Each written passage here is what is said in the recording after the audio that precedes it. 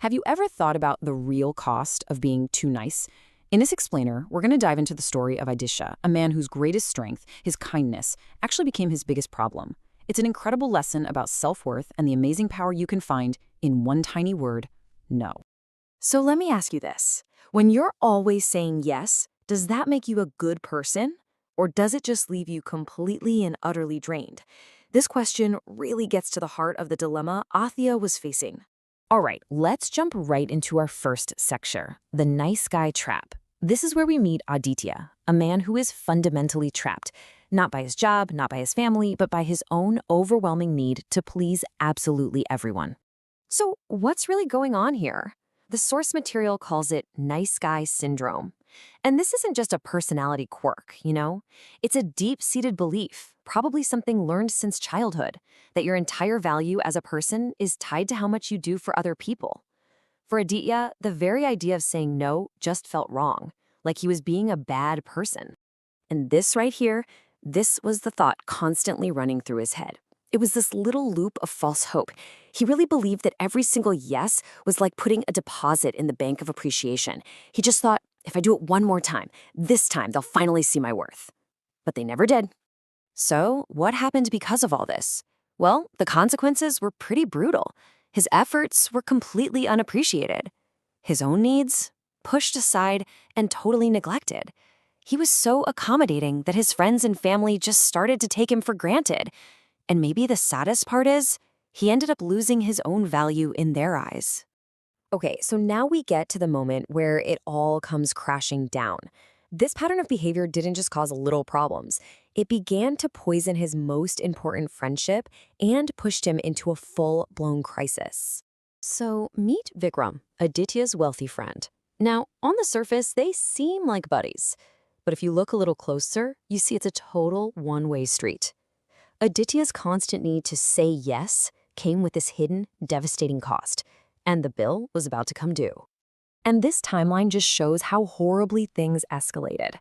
First, Vikram, the supposedly rich friend, actually charges Aditya, who's struggling financially, for basic food. Then, when a terrible storm hits, Vikram just flat out refuses to help. But this third one, this is the one that's just chilling. He literally prioritized protecting his car over helping Aditya's critically ill son. And that was it. This was the final straw. This wasn't just being taken for granted anymore. We are talking about a life or death situation where years and years of Aditya's kindness were met with absolute, cold indifference. This was his rock bottom. But you know how it is. Sometimes you have to hit your lowest point before you can find a way up. And out of this complete disaster came a moment of clarity, a piece of wisdom that would change Aditya's life forever. So, after being saved from the storm, he meets this mentor figure, a wise man the story calls Dr. Book. And this guy immediately sees the problem. He gives Aditya a diagnosis, a clear case of nice guy syndrome. But more importantly, he gives him a prescription, a way to actually cure it. And here it is, the prescription. It's so simple, but so incredibly powerful. 3 steps. First, just pause. Before you agree to anything, just take a second to think. Second, question your motive. Ask yourself, am I saying yes because I want to or because I feel guilty or scared? And third, reframe. You have to totally change how you think about saying no. A calm no isn't mean or weak. It's actually a sign of strength and self-respect. Okay, so Aditya now has this new set of tools, this new way of thinking. But as we all know, knowing what to do is one thing, actually doing it is a whole different ballgame. Now came the hard part. And who do you think his first test would be with? Of course, it had to be Vikram, the very person who had taken the most advantage of his kindness. This was the ultimate showdown. So when Aditya finally did it, when he finally said no to Vikram, it felt awful. He was just flooded with that old, familiar guilt. But then he remembered what Dr. Book had told him, that guilt isn't always a moral compass. Sometimes it's just the feeling of an old, unhealthy habit breaking. It's the discomfort of growth. And look at this transformation. It's night and day. Before, his yes was basically a plea for approval, and all it got him was disrespect. But afterwards, his no became a statement of self-worth. And what's crazy is that's what ended up earning him genuine connection and real respect.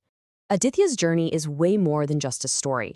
It is packed with these powerful, universal lessons that every single one of us can apply to our own lives. So let's break them down. So here it is, your prescription for healthier boundaries. Number 1, and this is so important, your yes means nothing if you never say no. Number 2, that guilt you feel, it's probably just a habit, not proof you're a bad person. Question it.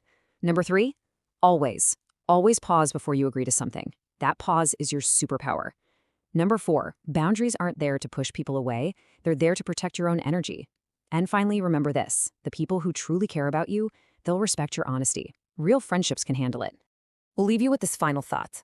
A yes that comes from a place of obligation is worthless, but a yes that you give freely when no was a real option, that has immense value. So as you think about your own life, who's going to get your first, well-considered, and truly empowering no?